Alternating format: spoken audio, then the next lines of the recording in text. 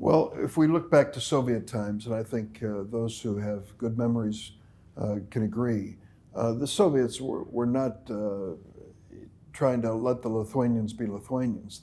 They wanted them to be part of this Soviet Union, this Russian Empire.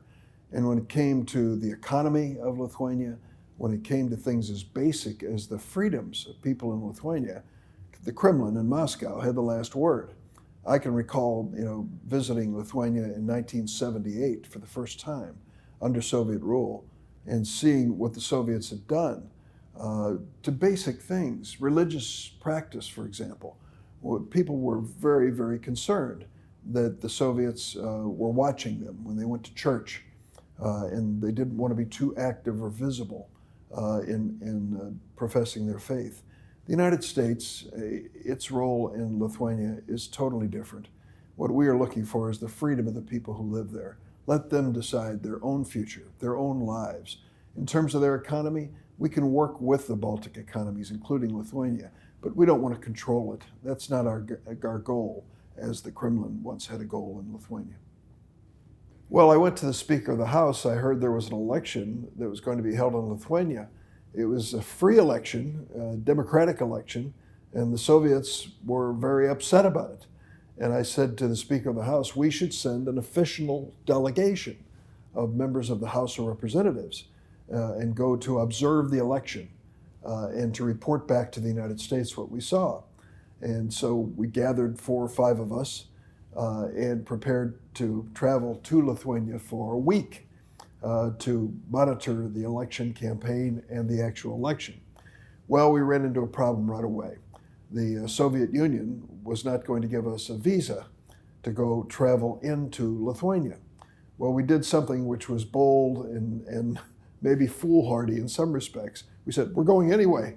And so we flew from Dulles at Washington to Berlin.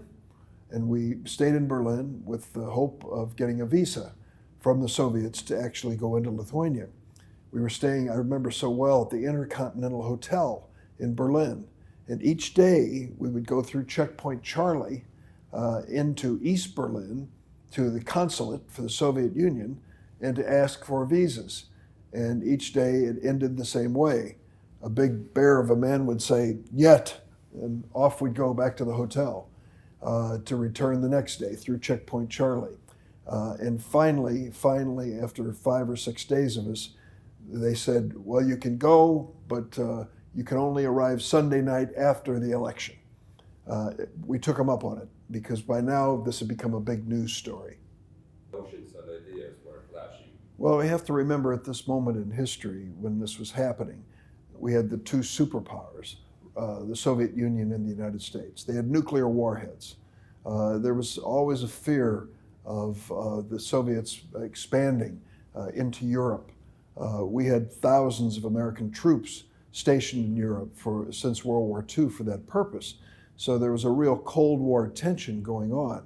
And certainly there were voices in Congress saying, go slow, don't provoke them. Don't let this lead to a larger war. But at the meantime, we saw things happening in the Soviet Union under Gorbachev, for example, which suggested change was coming. And we wanted to make sure that it came with the right outcome for the Baltics.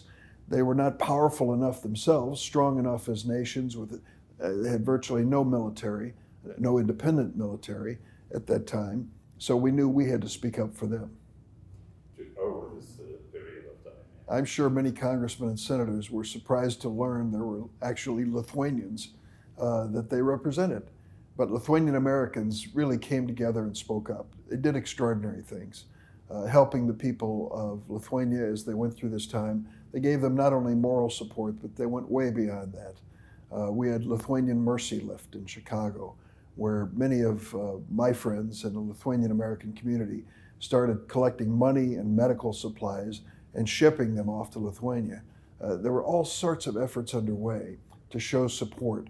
And I think members of Congress realized that it was not only the right thing to do, it was a politically good thing to do. Good relationships back here in the States. There were many, including Asta, who were following this. I remember fax machines were humming all night long, sending back information. And the Soviets couldn't stop them. So we were getting real-time reports on what was happening on the ground in Vilnius and other places. There were several reasons why I thought we should be there. First, it was historic. This tiny little country was defying Moscow and the Kremlin and going forward with an election, which the Russians did not approve of. Secondly, we didn't know what the Russian reaction would be. Would it be violent? Would they come in and try to suppress the election? If there were Americans standing around observing, we thought there was a better chance that it would be peaceful. And finally, it was a situation where we wanted to report back that it was a fair election and that we were moving forward, and that as American observers, we could say that in Congress to our colleagues. I think what we call the diaspora, the community in Lithuania and other places that have moved to other parts of the world, like my mother's family, still proud to be Americans, but understand our roots, our history, our DNA. And I think that community came to life when it realized that there was a chance for freedom. We were no longer going to stand in the cold and freeze with our captive Nations Day. We had a chance to see real independence in Lithuania. And so we encouraged the United States, a major player in the world, to be actively engaged in helping the Lithuanians reach this goal. Lithuania to achieve? Well, let me say first, I have vivid memories of those trips to Lithuania, of seeing the sandbags around the Seimas, and the children coming to say prayers for Lithuania because of the fear of what Gorbachev would do. I can remember little candles that were placed near these sandbags in an effort to rally the country in a prayerful way to support Lithuania. They took me inside the Seimas to a secret back room and showed me the arsenal of weapons. There were 6 or 7 rifles, and they were fighting off the Soviet Union with its tanks and all of its military. These are vivid memories of the people who were willing to risk their lives. And we know what happened when Bloody Sunday came, and at least 11 were killed and hundreds were wounded at the radio TV tower hill. I've been there to see that monument. These things are very real in my memory as I think about this. And I think as I look at it, one of the most significant things that I've been able to play a small part in was the decision of Lithuania to become part of NATO. When that happened, there was finally, I think, a sigh of relief in Lithuania that they had friends in the United States and other NATO countries who would stand by them if Vladimir Putin or the next Russian leader decided to invade or to make life difficult. I think that was a changeover. I think Lithuania was ready for the 21st century when it became part of NATO and became part of the European Union and became part of Europe, as opposed, Lithuania was looking west and not east anymore.